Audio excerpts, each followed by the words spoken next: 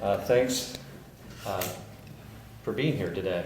Once again, we live in this remarkable city where this morning was the beautiful 14K. City Flea's happening right now. This is happening. Oktoberfest is happening. FC is playing tonight. The Bengals are playing tomorrow. Oktoberfest is tomorrow. A lot of choices in the city to do things, and you came here. Thank you. Thank you. Thank you for being here. It's not over. So I'm going to do just a brief introduction and we'll get started with the talk. This show sort of started out with a sense of materiality. Both of these artists are working in fiber. Mark works in cardboard, which is a fiber, and Cynthia in fiber. And I was really intrigued by that. And I think they have this, both their work has this great energy and flow and brilliance to it and depth. And I thought they would speak well together. And Mark came up with the title of the show, which is Beyond the Material, which I think is brilliant. And it really, I think, does a great job of sort of talking about where you guys are going with your work, where both of you are going with the work. So, and as also Mark coined the phrase, turning the ordinary into the extraordinary. I'm just going to do a brief introduction. Cynthia is a Cincinnati native. She's a graduate of UC's fashion program, where she also taught and sits on the board of the Emirati board for the University of Cincinnati. Her work is included in collections at the Cincinnati Art Museum, the University of Cincinnati, Michigan State University, the Cincinnati Children's Hospital, and is in private collections all over the place. Her quilt, Created to Be Me, was accepted into the Smithsonian recently and is in the American Arts Renwick Gallery. We actually have somebody who's seen it in the gallery. She's seen it on the wall, right? Pretty cool. Pretty cool. We're flying high here. 2021, she received the Ohio Arts Council Individual Excellence Award, and her art was featured in Columbus at the Rife Gallery. She's been featured in numerous publications, including Artist Magazine, the Encyclopedia of African American Artists, Women's Wear Daily, and the New York Times. Her desire is that her artwork encourages people to see the endless possibilities of hope. Pretty good. Thank you. You did good. I love that. Thank you. Yeah, thank you. Mark is also a Cincinnatian, native Cincinnatian, and I just learned this morning that he's a professional actor. Currently starring as the immigration officer in a Arthur Miller play. So that's pretty cool. You can leave it there. He's a graduate of Edgecliff College with a concentration in art and went on to a master's degree from Athenaeum of Ohio with a degree in religious studies. Mark was a teacher, a middle school and high school teacher at Summit Country Day for 39 years. In 2005, he was the middle school teacher of the year for the state of Ohio, and in 2015, he was the high school teacher of the year. He has shown at numerous galleries around Cincinnati and the region, and is represented by Singular Art, an international gallery based in Paris, France. Awesome. He shares a studio over to Pendleton. If you ever get a chance to get over there on a final Friday and check it out, he and Jan have a beautiful space over there where they show their work, and it's terrific. So that's just the introductions.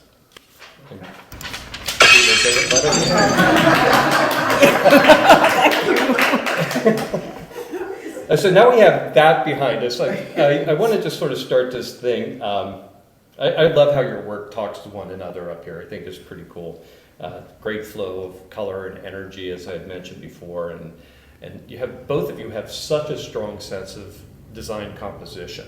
I mean, there's this real strength in it, and I know that to do this kind of work, you have to move into this with a real strong sense of design and sort of.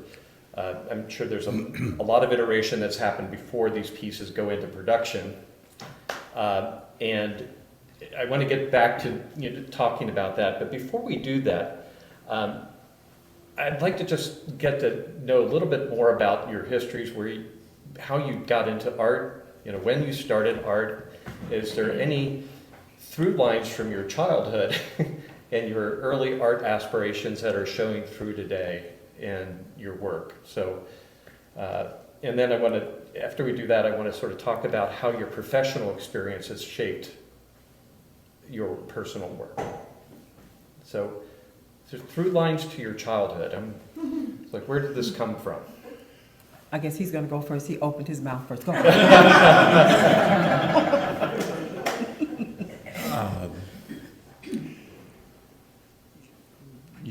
Again, being a teacher for 39 years meant that, to a point, also teaching at a place like the school that I was at Summit,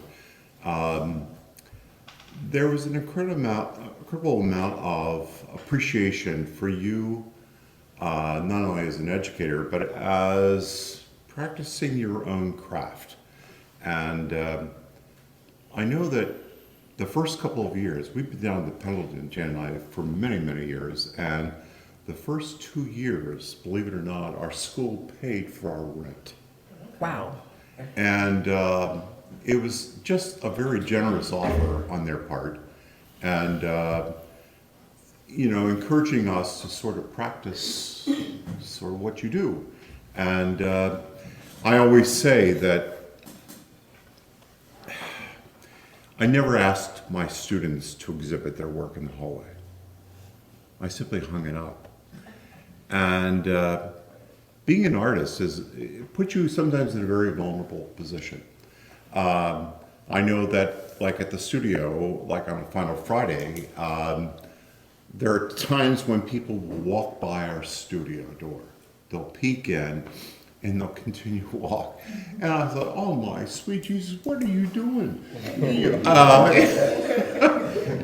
have the popcorn and stuff outside? Well, usually I hook them in somehow, but anyway. But it's just it's putting it out there for folks to acknowledge the fact that I too am put myself in that situation. Being a teacher, I was forever creating, and having the studio down at the Pendleton, which we've had now, I guess, for almost close to maybe 25 years or so, allowed us to continue to keep nurturing our strengths, our desire. And art is such a life-giving experience for me. It's so life-giving. It's when we retired, we knew exactly where we were going. And I did not do these. I've only been working in sculpture for, I don't know, maybe the past 10 years or so. And I was a painter. And I was very, very tight in my style. And I always felt like I was more of an illustrator than a painter. And I got a fellowship to Kansas City Art Institute, and it was calling Drawing with Unconventional Items.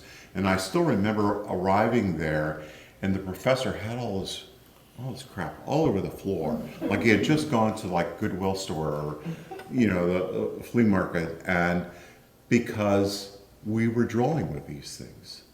Never once during that week did I touch graphite or charcoal, but I was making marks with all kinds of other weird materials because drawing was all about mark making. And to a point, these pieces are rooted in that synergy that takes place between drawing and sculpture. And these are merely sculptural drawings, I think, to a point. That's a quick. Quick? I'll No. turn it over to you. Sorry. Wow. Okay, say. You're going to be a hard ass. No, I'm not. Okay, it was riveting, but I forgot the title of what was it? Well, it's a couple. The question had two parts. The sort of through line of your creative life from, okay, let's start. What was present early on that's present now, and how did your professional experience influence that? Okay. And how does it influence it today? I have the pleasure of saying that I'm also a graduate of DAP, undergrad, and also another degree from DAP, and in fashion design. And what is so wonderful about DAP is that first year, you're in the classroom with everyone. What's that called? Foundation? Foundations. Okay, so, because we all three are from DAP. Yeah. Okay. I'm not. You're Mark's not, I'm sorry. So Jan these two over here Yeah. are from DAP, anyway. So I really wanted to go to Paris. That's where I wanted to go. I wanted to study in Paris. But my mother's like, put in that application for that grant or whatever you get. So I put that in, and I got that. So there was no Paris for me because UC accepted me. So so going to UC to the foundation, and here I am wanting to get to fashion so bad. I couldn't get there. We had to take the same curriculum that all of the students come in that first curriculum is that basic foundation, which teaches you a lot of some of the things that Mark was talking about, just to give you the orientation of art making and structure and what have you, and how your perceptions of what have you. So here I am I really want fashion. I really want to just go digging into clothes. And the professors would look at my work and they say, well, you should consider going into this discipline. And you should consider, it's like, no, I want to go into fashion. I mean, because they're like, your work is really good. And I'm like, okay. And then I learned how to appreciate drawing, how to appreciate art, perspective, the whole 9 yards. And it was really great. But I really wanted to get into that fashion design, which was after that first year. Then you get to go into your area that you absolutely loved there. So went through that curriculum, had a great time. Went on co-op, which was to me phenomenal. We got to leave school and for a whole semester. Wasn't a semester back then; it was a quarter. Any UC folk out there in the house? Okay, you know what I'm talking about. So we got to go on co-op. So it was like, oh my God, I went to all different types of places and cities and what have you, and got the heck away from Cincinnati. Love Cincinnati, but then it was like there's this whole world out there. And when I went on co-op, I just absorbed everything about the city, about their museums, about their spaces and what have you. And so I'm always looking. It could be a bird, it could be a tree, it could be a dog, it could be leaves falling down. I'm like mesmerized with those earth life things. I'm mesmerized with people, the shapes of people, how people move and what have you. That rhythm is in my art. The rhythm of someone walking, the rhythm of somebody moving a shoulder. You'll see the asymmetry in the work. That's somebody that's moving a shoulder back and taking a glance up into the air. So that I was always curious about that, and that became a part of my language and how I do my work. So with that regard, I'm trying to make this a little tighter here. With that regard, and then I went and got the master's degree, which was really fun, because I got to also go and work with other disciplines there, and that was quite exciting. At that time, I was I became the co-op advisor, the co-op person for the fashion design students. So I was responsible for 40 students curriculum for of their professional practice, which was very, very dramatic and very phenomenal. In fact, I'm actually wearing this jacket. Her name is Felista, and she made this for me a couple of years back, and I'm honoring her. She couldn't come down today, so I said, okay, I'll represent her. So I'm just gonna stand up and show you this beautiful jacket that Felista Mills made for me many years ago. So again, a lot of asymmetry, a lot of different things that you don't normally see in clothes. Felista was able to make this outfit for me. So I'm trying to go with the flow of That's good. Flowing. Yeah. Well, I mean, I want to stay on that topic of flowing, because both of your work, as I mentioned before, has got a strong sense of construction and pattern making, etc. But each one of them they feel very natural. I mean, they're very influenced by nature. Your work is at times literally about nature, but then there are pieces like these pieces over here, which are feel of nature and feel like water flowing and, the breeze. You could feel the wind blowing through gorgeous. the piece up here in the back, which I forget the name of it. But there's a lot of this energy that creates a sense of motion in both your work. I'm guessing that's very intentional, and I'm just sort of curious to hear you talk about that a little bit, and then Cynthia about the. Cynthia's addressed it a little bit by watching tree leaves falling, people walking. Mark, I'm curious how that's entered into your sort of your motif. Undoubtedly, design is something extremely important to me, and I always want to say is that these are pieces that are been heavily formed by that dependence upon those things called the elements and principles of design. And again, that comes from the fact that I was that teacher in the middle school years of kids having to learn these things, and it was developing that sense of vocabulary because it's 39 years of assessing students' artwork. God forbid, which is really a crazy task. And despite what they thought, that I threw it down the steps and whatever landed at the bottom got the A, Oh my gosh. there was I always wanted to equip them with this framework because, if they encountered a piece of artwork of their own that wasn't working, artwork cannot work for a lot of different reasons, but at least they could run it through the filter or past this lens of design. And my work is infused with all of that. And the movement that you experience, or at least I think can be experienced when looking at my work, is truly rooted in all of that. And I think that's just by my nature. It's just by my nature. It's how I design or how we put together the furniture in a room. It's crazy crap like that. It's stuff that's determining those decisions. And I would be remiss in not asking, who are you wearing today? You have to check with me. Make it good, will you? It's Kmart, probably. It's in that Jersey Penny, right? Silly. That idea of design, there's the last show we had here was really a very direct conversation about the intersection of art and design. So I was not expecting to have design be so forward in putting this show together until I hung it. It was like, oh my gosh, it's here and spades, right?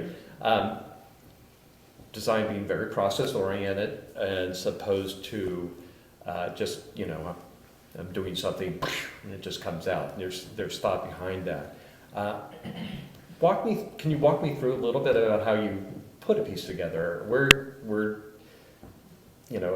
Are there sketches? Are there maquettes? Are there models for each of these? How do you start the process in order to get to something that moves to a finished piece? So, okay, I'll do first if I'm invited in a particular show.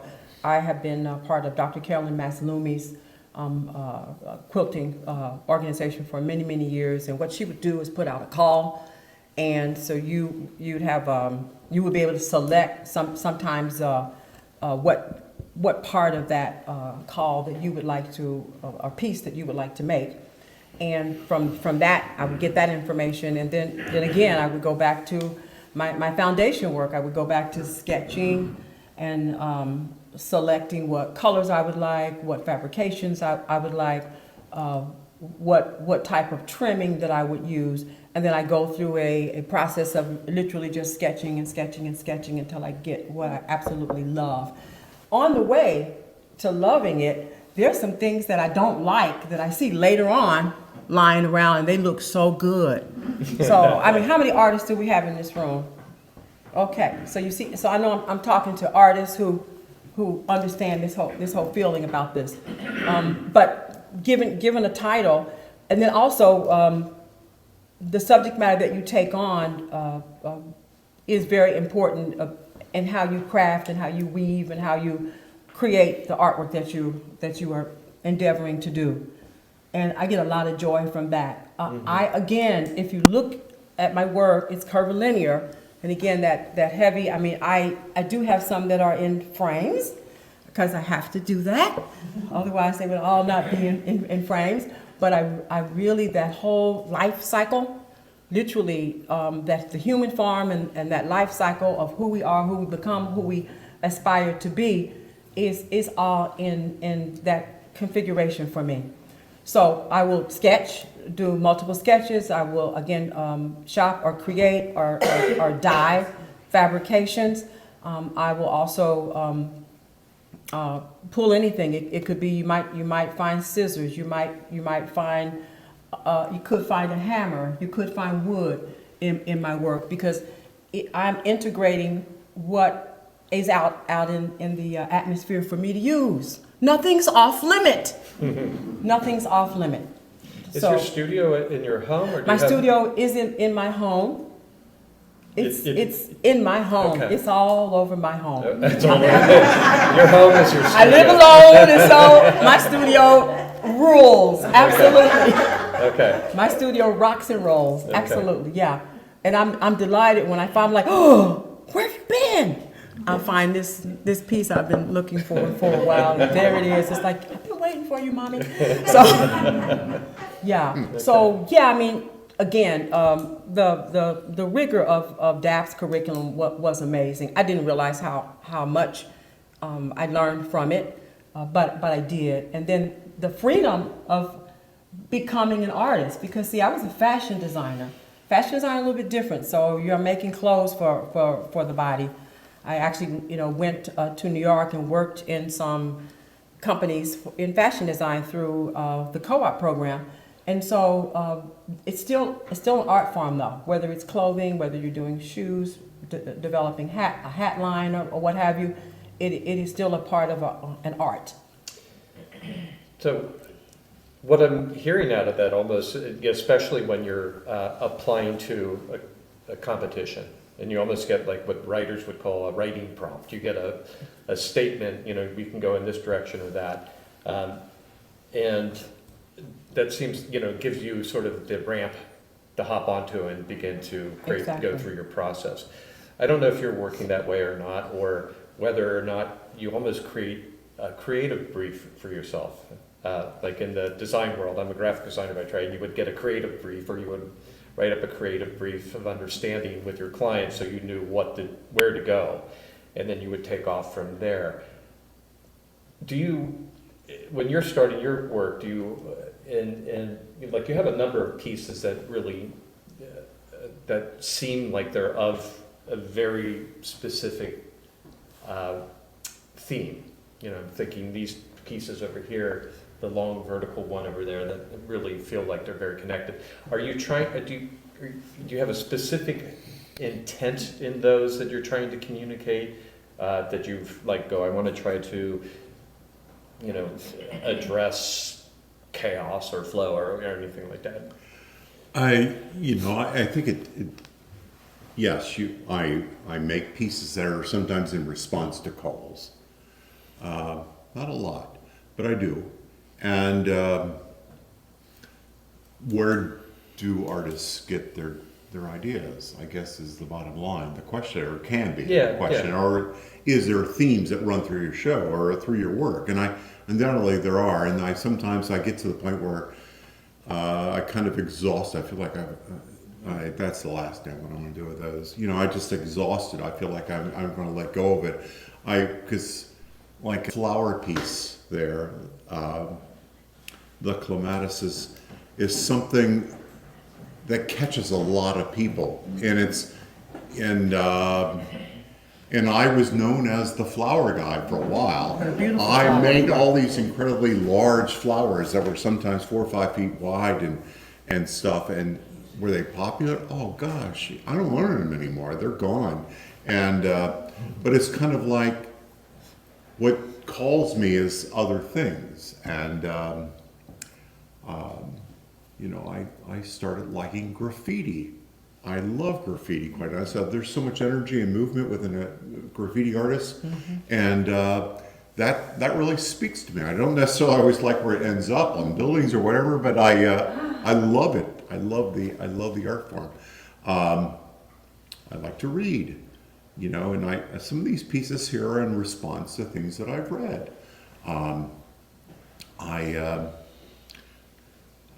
The piece that's right above Jan's head there is a piece that some of you know, remember the story, is the fact that it's a graffiti piece, and I had a whole host of other graffiti pieces in the studio, and this piece was born out of the fact that two guys came into the studio one evening on a Friday, and the studio was fairly crowded, and they didn't know I was right behind them. And they were looking at some of my work, and one guy looked at the other.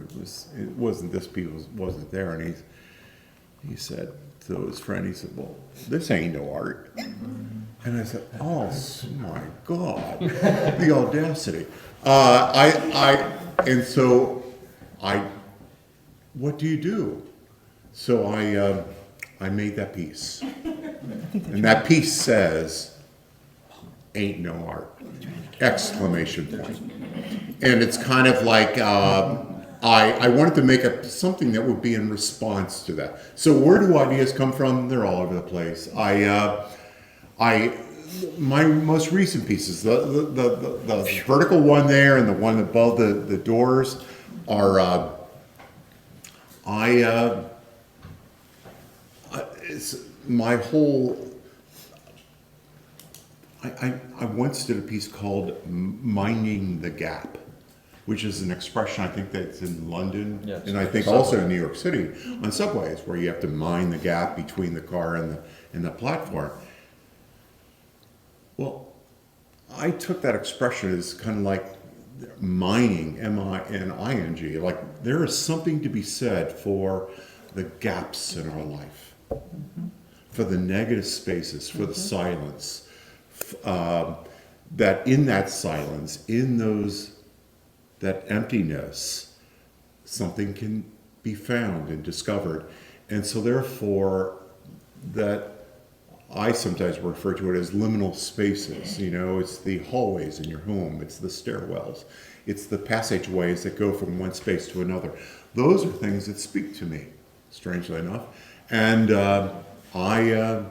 so I want to say is that I don't know if I have one. Yeah, there are nature things that I respond to, but there are a lot of other things that sometimes float my boat a little bit. I once heard an interview on NPR with a minister who had been fired from the church for his stance on gay marriage. And he was talking with Terry Gross, I think, and he said, you know, there's that expression that when one door closes, another door opens. He goes, what they don't tell you is how long you're going to be in the hallway. Excellent. And how many doors there might be to look into. And I always love that idea of being in the hallway in between. And this is a really interesting thing because you talked earlier about vulnerability with your students. I've been thinking a lot about the word faith in the context of being an artist and trying to go, you know, it's like you're operating oftentimes by yourself with your own ideas, and you have no idea whether anybody's going to show up, like it, buy it, do anything. And it really is this act of faith that I keep seeing more and more. You know, I get to have a lot of people in here, and I'm sort of, it's very touching that people want to do this, right? And the vulnerability of putting yourself out there, putting the work on the wall.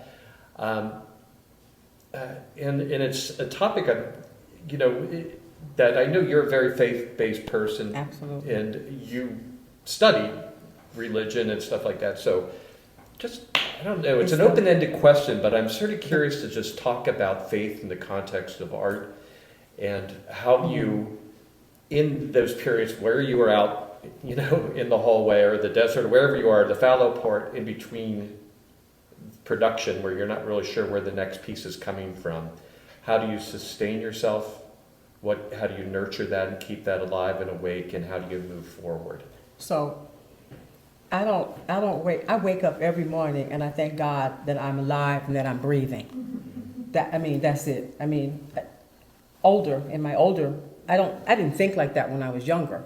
But now with all the craziness that's going on, I feel so blessed that he allowed me just one more day.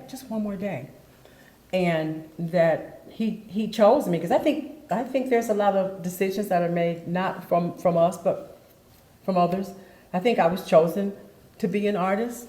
A little story. I was down when I moved back from New York, lived there for many years in the fashion industry and had accomplished having a handbag company and shipping my work all over the country and the world. While I was in New York, I had a great time, but it came a time when New York was gray and crazy, and it was no longer. I saw all that before. I didn't see it all, but when things changed, it dulled, and then I moved back to Cincinnati. So coming back to Cincinnati wasn't happy for me.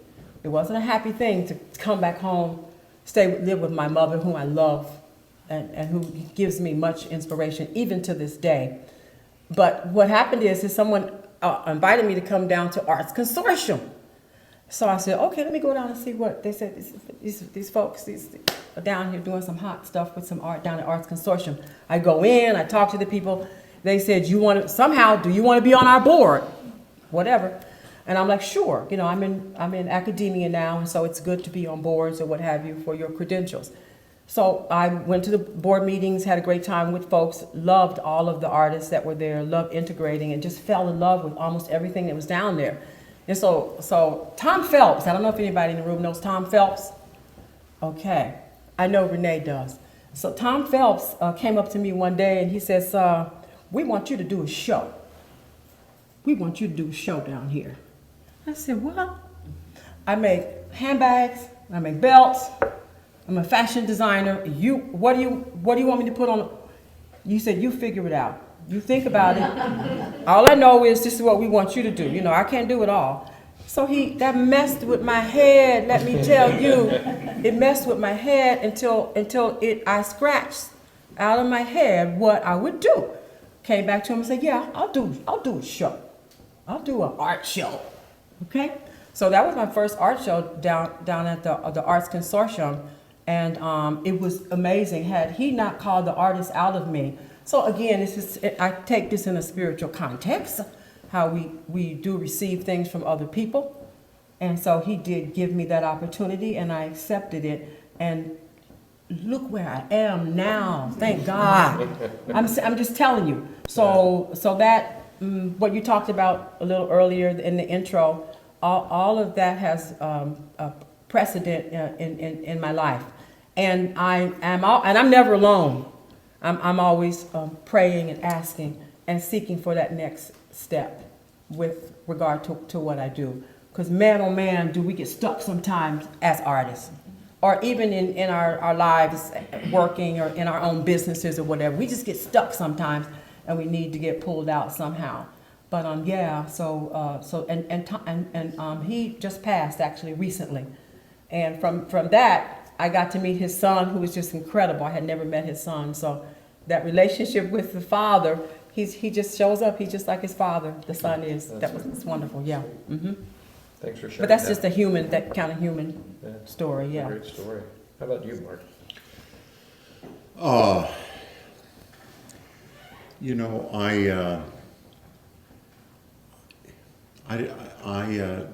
My faith rests in my relationships, specifically with my wife Jan. I mean, I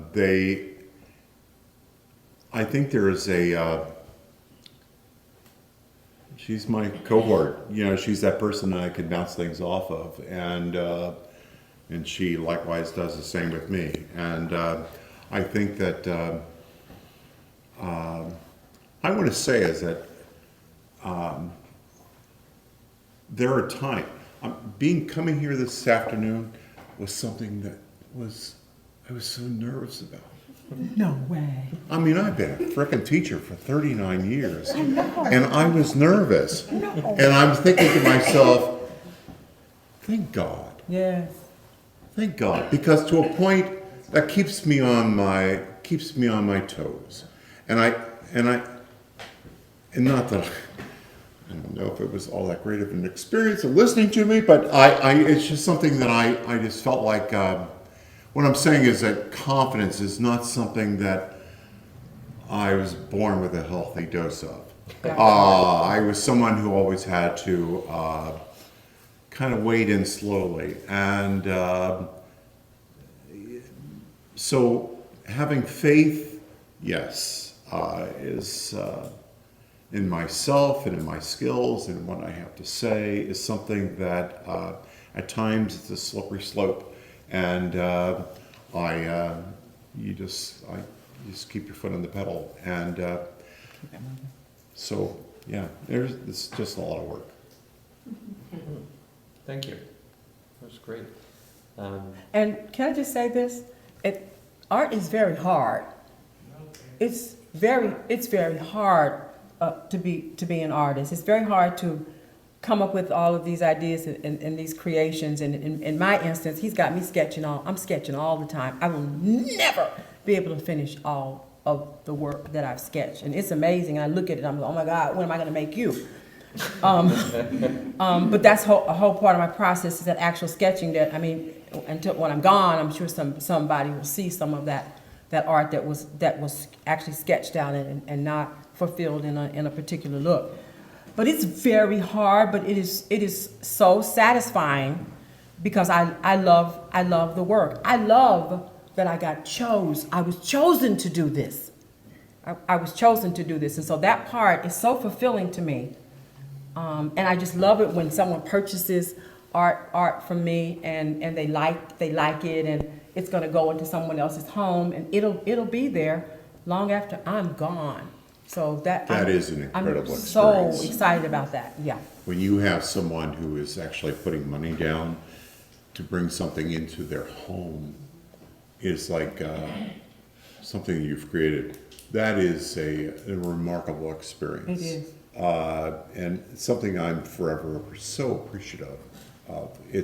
Anyway, yeah. So a little bit of a pivot, because usually one of the first questions I ask, but I haven't gotten around to it because so many other great things to talk about is, who were you influenced by? Who were you, as artists, as musicians, authors? I mean, who is it that you look at has been a guiding light throughout your work as an artist or as a designer? And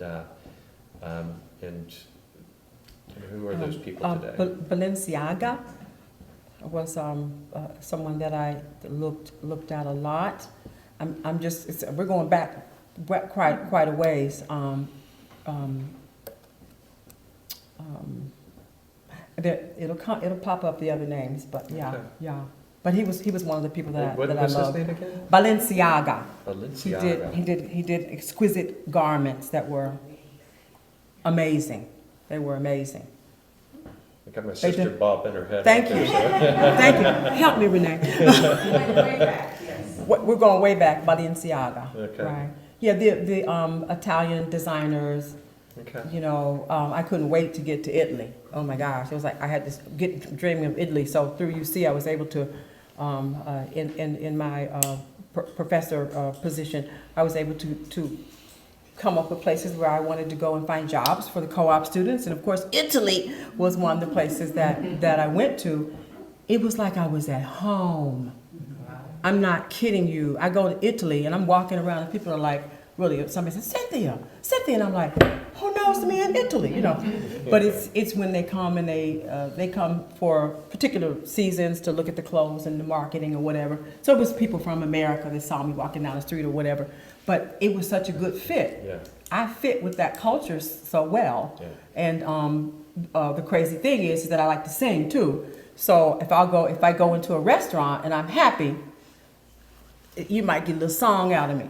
So, I was guess sort of hoping guess what that happened here today. wait, and guess what I get? Gotta set the chops on her. I got like free food over in Italy. They're like, because they like to sing and they like to, with the hands and the whole 9 yards and like what y'all got? Y'all got something? Yeah, I can do that. Yeah, yeah. But I love the entire culture. The people are just so up and inquisitive, about who you are or what have you. So yeah. I didn't mean to. I didn't do it as a prompt. Right. Now I didn't do it as a prompt. No. How about you, didn't. Mark? Influences? I'm going to specifically about cardboard. There aren't a lot of us out there in the world. Amen. And I still remember it was probably about 6-7 years ago. I was looking at New York Times Style magazine, and on the front cover was, they always, anyway, this incredible piece of cardboard art, relief piece by a German artist named Florian Bodrexel. And, the show isn't called Beyond the Material. And to a point, there's a big part of me, at least, that I want people to do just that, to look beyond the material. Because that's, oh my God, it's now cardboard. And I think, there's so much more there. God, get off the cardboard. But anyway, Bodrexel does these pieces and he leaves them raw. And these are massive structures and they're all abstract, and it's just like, oh my God, I love them. Matter of fact, quite honestly, even though paint all my pieces, but when do I like them the best? When they're at that raw stage. When you're naked. When they're naked. I don't like it. That way. It's not a bad thing. I know. It's funny. I mean, it's like when I do my sculptures, I always like the clay better than it gets transferred to bronze, but that clay piece, you're looking at it, it feels like it's breathing in a different way. Nice. There's something in that life form, and I can see that might be the case with the raw And I always naked cardboard. I want this guy. He lives in his studios in Berlin, and I'd love to go over and talk to him, because one thing that I sort of always wrestle with is, how do you make your pieces? How can it be archival? Yeah. And a question which means, will it be around for 100 years? And do I have some older pieces? I have one in our living room that is probably maybe about 12 years old, and it's doing just fine. But anyway, I do everything possible to this material that it's going to live forever. And so it's no longer paper or porous, and it's coated a lot. Anyway. So, how do you, a question that's asked a lot of me or a number of people, it's a question asked in these conversations, how do you know when you're finished with the piece? How do you go, okay, that one's ready to go out in the world? I know when it's finished. It's mostly dealing with a deadline. I'm telling it all. You gotta cut this off. You gotta get this shipped out and packed up and whatever. But it does speak to you. I pretty much I don't want to say it like I'm so fabulous, but my illustrations are pretty phenomenal. I like them without just the sketches. Just the raw sketch on pad. They're fabulous. They could go like that. It gets back to the whole mark making thing Yes, that Mark had mentioned it's just earlier, wonderful. But then I have to go in and put make it come alive and do all the coloring and all the ornamentation and all the directional paths that we go in and we deal with in life. That all also has to be there. But yeah. So It's been a great conversation. I've got one more question, and then we're going to turn it over and get some questions from the audience. I know both of you had said to me when you brought your work in, you were familiar with each other, but not all that familiar with each other's work, and you really didn't have any idea how this was going to work together. And now that you see it up and together, I'm curious as to know what you're taking out of the other person's work, and how do you see the work communicating with one another, and as a complete show. I think there is a kinetic, this movement that I see. I see this bouncing of this movement all around the room. It's not quiet. It's exciting. It's a lift. That's what I see. And they do connect well, and they do project that movement. And here you go to my piece, and there's the swirling, and it goes over and jumps over to that other piece there. And so I think that the artists communicating with each other. And I think we both saw that. I mean, I know I saw it when I came in. I was like, wow, I didn't realize that this was going to look this way. And of course, Paul did something that's not normally done. Normally, your work is all right next to each other. So it was his brainchild, I think, to integrate the art between each artwork. Normally, you just see one person's artwork. You walk past and boom. But here, there's a person's artwork integrated in the middle. So that was kind of really different. Like nifty. What can I say? Was a really good feeling to see that working. Yeah, Cynthia's work is you always, sometimes I use the expression, her shield pieces. And I think that I hate sometimes working within the boundary of a rectangle or a square. And I think sometimes kind of bouncing out of that, I appreciate about your work. Your whole, you're so daring in regards to color. I don't take enough chances with that, and You do with the flowers. I'm sorry. But there is in the whole use of patterning and everything else. I guess I could, your pieces easily could translate into three-dimensional forms too. I'm assuming that, which is something I'm always intrigued with myself, is taking my work off the wall, so to speak, and working on pedestal pieces or floor mounted. Yeah, that would work. But definitely the whole issue of color and how it plays so well with one another. Anyway, yeah. So that's an intriguing question. It's always an important question, because I go, and I know you do too, you go to a lot of art shows.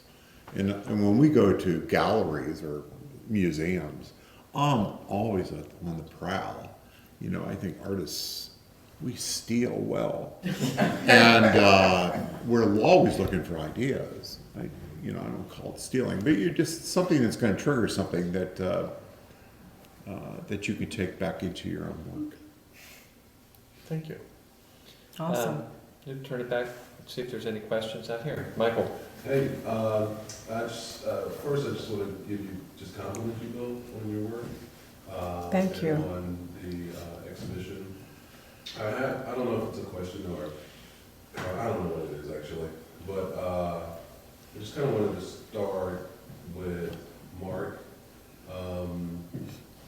So 20 years ago, when I was in graduate school, I did my entire graduate work in cardboard, right? My entire thesis. And the modernists who were my instructors hated it. Of course. Which, because it wasn't plaster, it wasn't joints, it wasn't stems. And I think that I was making it for a different reason than you're making it, but I think it's really beautiful, you know, like it's kind of like anti-American even, you know, because we produce so much waste. And, you know, you're taking something that was created for a one-use lifespan, and you're extending that life in like these really intricately beautiful ways. And it kind of goes against, you know, the American consumption stereotype. So I just think it's really beautiful. And I don't know if you remember talking to me about this maybe 2 years ago, but we had a moment, and that conversation was a little different than this. But the more that I see your work, the more that I enjoy it, because you know, there's also like kind of a carbon footprint that you can track through the production of these works that I just think is just really beautiful, outside of what they're about and all of that. But just kudos in finding this material and creating what you're creating out of it. I think it's just really beautiful. And then Cynthia, I just wanted to say that your work, I just recently discovered. We met at UC actually for something. I was there for randomly, and I didn't know about your fashion design history and all that, but the more that I hear you talk about it, the more I can see it now.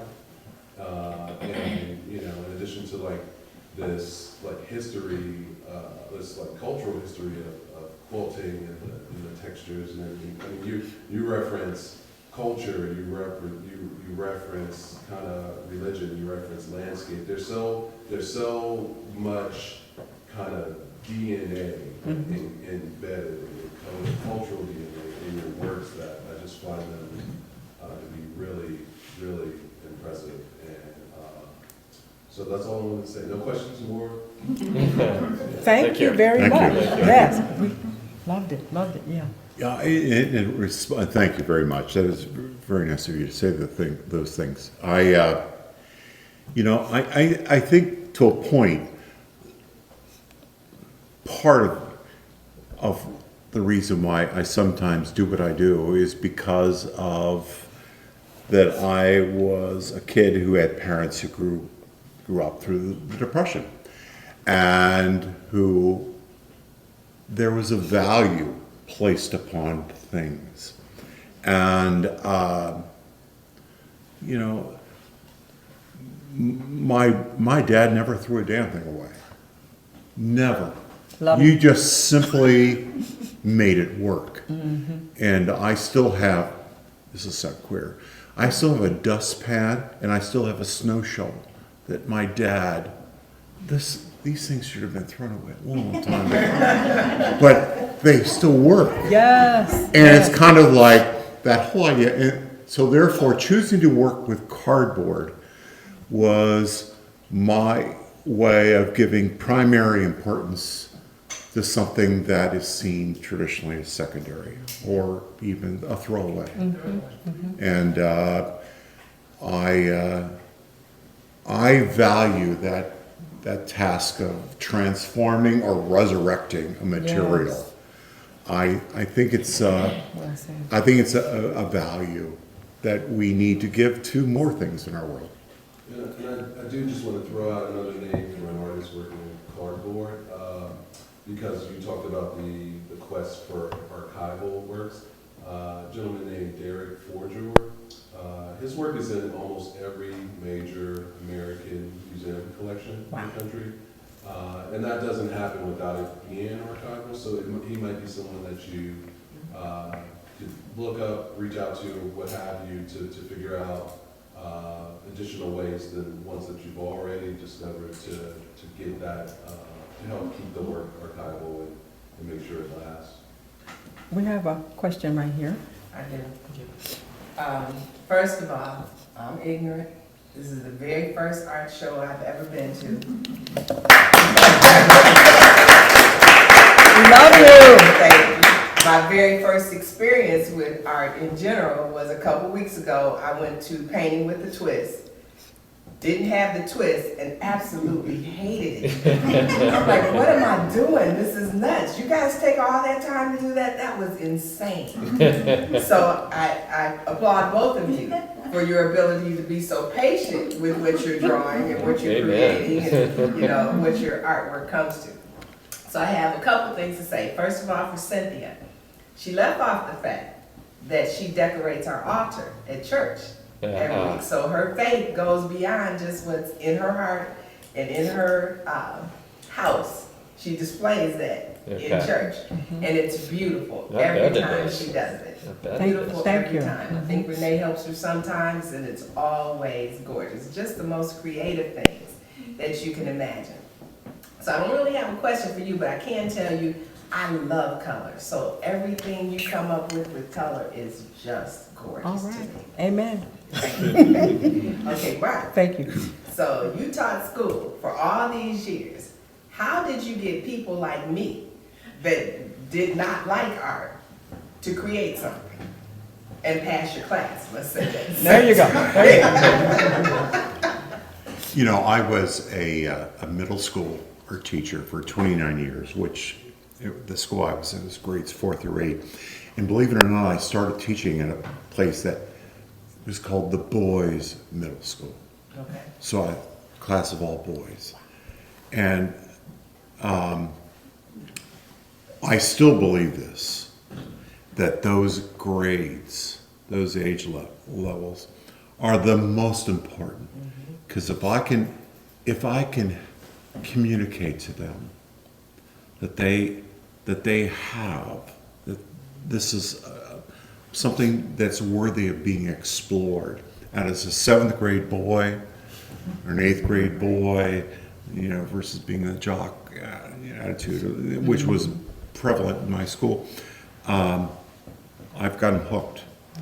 And so it's as a teacher, you just communicate that you care about them and that you find them important, and it goes beyond art. You know, you would know that. Yeah. I didn't fail. I think I still would have done that. I have no art skills whatsoever. I had another question for you. You said you like to read. Yes. My thoughts are, let's see if I'm right, that you like sci-fi? Yes or no? No. No. Because the reason I said that, I look at your doors and they seem to jump from picture to picture into the window, so I'm thinking something's jumping. You know? So I thought it might be something. You know, doors and windows have been kind of a visual metaphor for me for a long time. And it's because, matter of fact, when we were married, we had a theme to our wedding. Did people do that? We had one. We had, and our reception took place in a gallery, and we had the theme of our wedding was called Thresholds. Okay. And it was about, taking the step into something and through something. And it's like windows are, all of a sudden this vista's before you. I like that. I like that mode of transportation, or that place where things can happen. Okay. Walking That through. transition. Very good. Awesome. Any other questions? Beverly. As an educator, I taught 43 years in urban public education, not in a private school, in urban public education. I always integrated the arts into my classroom. Were you able to do that? Was that something natural that occurred? It was not natural at the schools where I taught. I deliberately sought out the art, music, PE, all of the teachers to work with me on whatever unit we might be working on, so they could, and the math teacher, I did the writing and communication arts and history. And I think that generated a huge appreciation of the arts for my students, and they could feel successful by doing something in the academic classroom as well. So were you able to do that? Is that something? That was always, and it happened a great deal like when I was in middle school. High school was, there's a different Right. engine Yes, working. There's this AP world and Right, whatever right, else. right. At the middle school level, cross-curricular activities were encouraged, and obviously, did they work better with certain teachers than others? Most certainly. There were certain people that I could take an idea and bat it to them, and what they would do is they bat it back at me. It's like, all right, we're going places.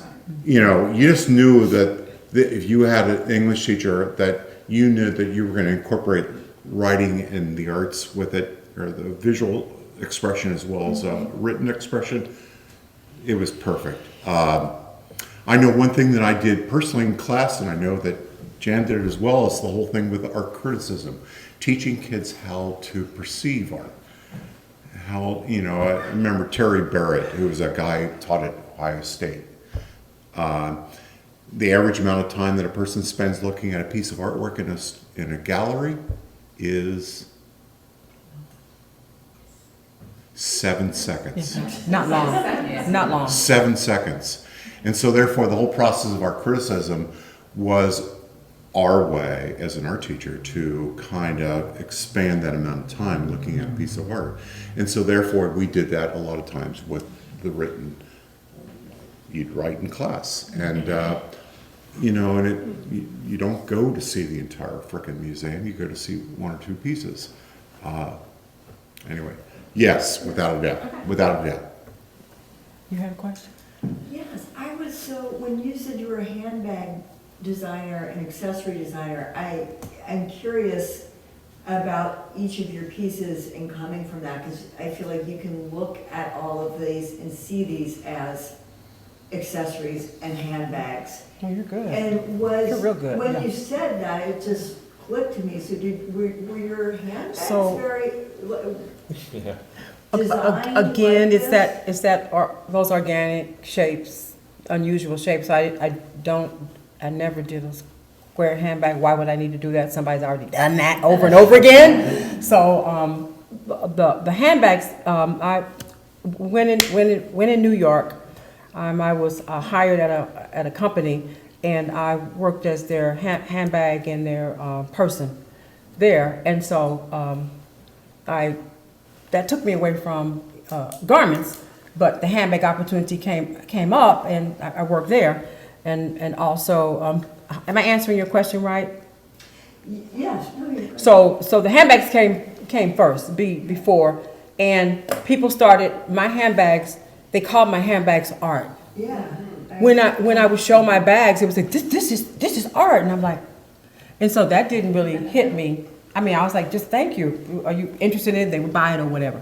But they were very artsy. So that art piece has been in me for years. And one of the reasons is that my mother, have to get this in for Jerry Reed, she was stunning. She was an artist. She did home decor. She made clothes. She did a little bit of everything. Plumbing, whatever, that needed to be fixed or whatever. And so she just had this way about her of making things happen, and she modeled. So she just had all of that sort of glamour in her. No, not necessarily art as we know of art, but art-esque. She was such a influence on me. Yes. But the handbags, yes. I mean, and they went wild for my handbags. My handbags shipped all over the world. They shipped because I had a small business. Yeah. Okay. Yeah. Back in the day. You have a follow-up, I just Peggy? wanted to ask, like, how much of your pieces are you dyeing your own fabric? Oh, so most this of it dyed. It's dyed. Yeah, most of it's dyed first. Okay. Yeah, and then Most some. of it's dyed. Yeah, most of it's dyed, but then some aren't. Some I integrate pieces of, commercial fabrics, or either I will dye and manipulate those fabrics or what have you. Yeah, but that background it's muslin. Okay. Oh, I love It's Okay. just muslin. So then you can do blank sheet. You can do whatever you want to do with that muslin. Dye it however you want to dye it, and then paint on it, then stitch on it, and then whatever else you want to do. You keep iterating and layering it until you get it where it speaks back to you. It's like, I'm feeling good. You know? Yes. Do you have drawers and drawers of pieces of things? Because all the little things that you see in the pieces, do you have those, or do you not? You said you live alone, so you can collect. I'm a collector. Uh-huh. How's that sound? I'm a collector. I will go to a flea market or whatever, a store, and I find these wonderful, wonderful objects that I have to have. And so when I buy them, I don't know what I'm going to do with them, but ultimately they do end up somewhere. And I love that three-dimensionality of it on the artwork, because I mean, again, I go back to where I am inspired by people and how they're shaped and how they're formed. We're three-dimensional, and so that goes back to that area as well. Yeah. I had another question I Okay, forgot. sure. It was for you. You talked about, someone asked, well, he asked you about your, how you know when the piece is finished. And you said from your sketches and from your deadline. But when you sketch, do you sketch with all this color? No, I'm sketching from a regular white base sketch pad, and so then I imagine and come up with what the colors are going to be or what have you. But the basic line strokes and the basic look of the theme of the piece is kind of right there. I do add to it, but I've all these years I'm so good at just like it comes out. I'm on the phone talking to somebody. I'm sketching. I'm always sketching. So I could probably sketch and not look at it, and it would still come out. Yeah. how long? I can kind of see this right here. But How long would you say, without a deadline, it takes you to complete a piece? without a deadline, What'd you say? does that exist? No. It never, does it ever get done? Okay, well, see, I'm. Okay, I have a few pieces that are still laying around because I didn't finish them yet. Right. I do But have when that. you get that idea in your mind, and I gotta complete it. Cause I thought, maybe you sketched and you had the colors, so now I just gotta go find the colors and put them in. Didn't know you had to diet. That's All probably of why I that. didn't pass hard. All that. And you're very happy to do it too. You're very happy you get all excited when you do all of that. And you see it come to fruition. So when you have deadlines, approximately how much time do they give you? Like when you said They give you a lot of time. You know about when it's gonna happen, but I'm a deadline junkie. So Okay. Yeah. it'll be close to when but it gets done. Yeah. It gets done. So they don't call you and say, hey, 2 weeks from now. I No. want you to-" Okay. No, I might call and negotiate. I need more time. Okay. Gotcha. Yeah. Thank you. Well, thank you, everyone, for being here. Thank you.